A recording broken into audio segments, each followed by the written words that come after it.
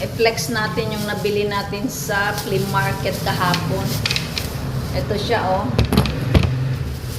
Kahoy siya na naka-carve. Oh, diba? Ang ganda ng pagka-carve niya. Ano siya, ayan, made in India.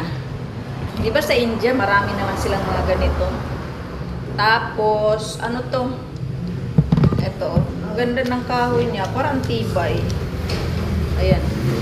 Bali, 450 siya. Ayan yung presyo niya, oh. 450. Pero natawad ko siya ng 200 lang.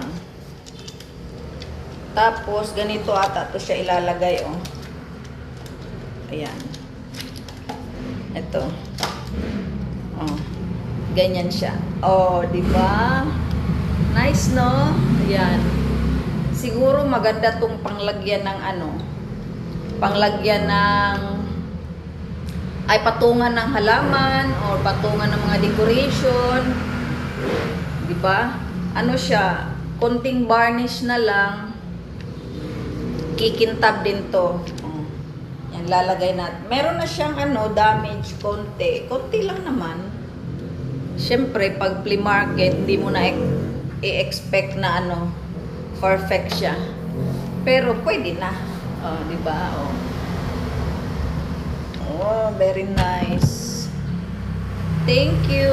Yun lang.